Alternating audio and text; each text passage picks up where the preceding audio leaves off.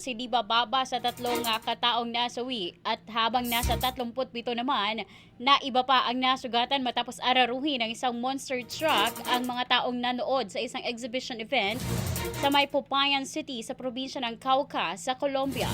Batay sa mga video na kumalat sa social media, matagumpay na nalampasan ng sasakyan ng isang obstacle course, ngunit bigo itong agad na makapagpreno. Dahil dito ay lumihis ang direksyon ng monster truck at direksyong subalpok sa hanay ng mga nanonood.